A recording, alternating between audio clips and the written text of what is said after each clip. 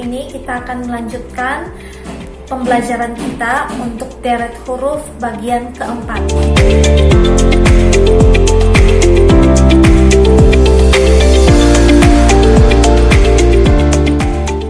Nah, di sini Kak Ruth sudah tuliskan soal nomor 7 dan soal nomor 8.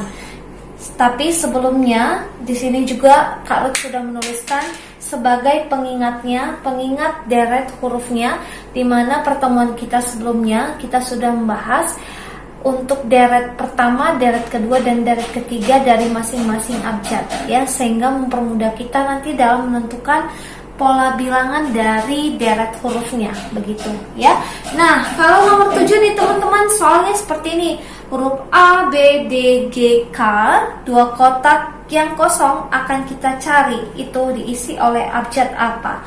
Nah, kalau untuk abjad A itu seperti kita ketahui posisinya adalah di angka 1, sementara B angka 2, D 4, G 7, K 11, ya.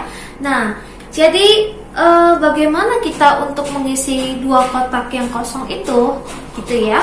Nah, berarti kita lihat hubungan pola angkanya itu seperti apa, ya. Nah, jadi kalau dari 1 dia menjadi 2 itu penjumlahan 1. Oke, dari 2 dia menjadi 4 penjumlahan 2. Dari 4 menjadi 7 penjumlahan 3.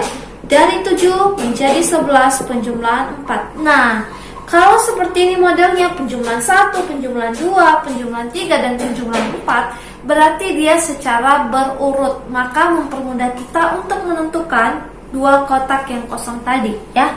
Nah, jadi kalau dia di sini adalah penjumlahan 1, 2, 3, 4, maka ini sudah pasti adalah penjumlahan 5. Begitu ya teman-teman, ya. Nanti juga akan kita pakai penjumlahan 6. Oke. Jadi kalau untuk dari sini 11 ditambah 5 itu berarti 16, ya. Lalu 16 ditambah 6, nih ditambah ke selanjutnya nih, ya. 16 ditambah 6, ya, berarti 22. Gitu, ya. Berarti tugas kita adalah menentukan abjad apa dengan posisi 16 dan 22, begitu, ya. Nah, jadi kita perhatikan kalau di sini, ya, untuk A sampai J itu posisinya 1 sampai 10, K sampai T itu posisinya 11 sampai 20. Dan U sampai Z itu 21 sampai 26. Maka kalau kita perhatikan interval abjadnya, 16 itu berada di posisi interval kedua nih, ya. Kedua. Berarti kalau 16 itu berarti posisinya yang ke-6 pada interval kedua. Berarti K, L, M, N, O, P, ya. P di sini ya teman-teman, ya. Oke, untuk 22 berarti urutan kedua untuk interval 3, ya. Berarti U, V, ya, V, ya. Nah, nih begitu teman-teman, V. Berarti untuk kotak yang kosong kita isi dengan huruf P dan huruf V, gitu, ya. Nah, untuk soal nomor 8 modelnya seperti ini teman-teman. Huruf F, H, C, L, N. Nah, sama ya, kita ubah dulu ke bentuk angkanya, ya. Nah, jadi kalau F itu posisinya posisi keberapa? Kalau nggak bisa langsung, bisa kita ulang lagi, ya. A, B, C, D, E, F, ya. Ini 6. Lalu H itu berada di mana? Kalau H berarti sebelum J, ya. Sebelum J berarti dia berada di tengah-tengah pada interval yang pertama, ya. Tadi A, B, C, D, E, F, ya. G, H berarti 8, ya, 8. J 10, K. K di situ kan 11. Ini L berarti 12 ya. Oke, N. K.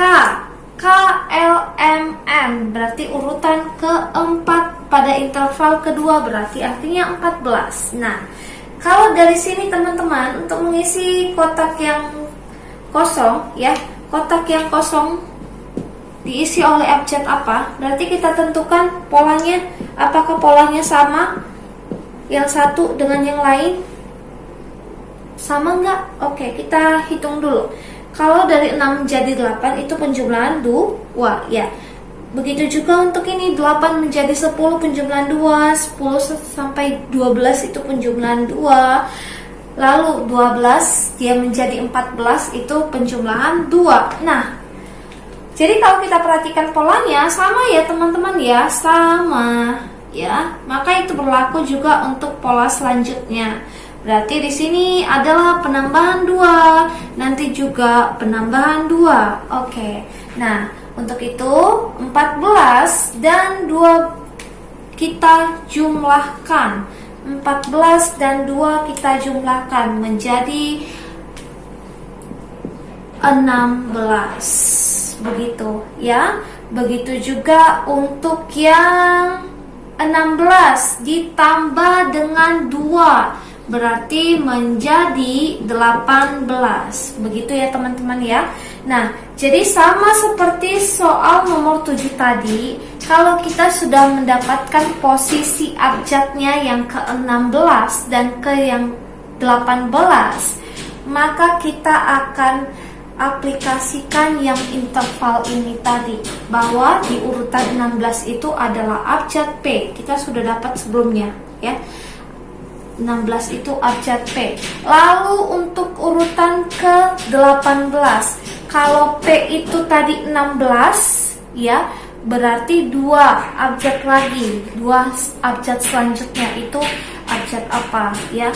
P, Q, R ya, 16, 17, 18 R.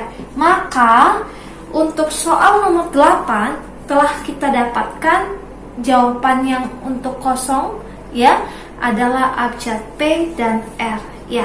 Hampir sama ya modelnya. Hanya saja tadi untuk soal nomor 7 ya, penjumlahannya secara berurut. Ya, kalau misalkan ditambah 1 ditambah 2 berarti nanti untuk selanjutnya bisa ditambah 10 ditambah 11 seperti itu ya. Tapi kalau untuk soal nomor 8 itu penjumlahan masing-masing deretnya adalah dengan bilangan yang sama, di mana seperti biasanya sama dengan deret angka, yaitu penjumlahan 2. Begitu ya teman-teman ya. Oke, sampai di sini dulu pertemuan kita, materi kita. Kak Ruth harap hari ini sangat bermanfaat untuk kalian materinya, dan semoga semakin berhasil dalam membahas soal-soal yang lebih bervariasi lagi, sehingga semakin terlatih untuk menghadapi tes apapun yang teman-teman inginkan. Oke, sampai jumpa.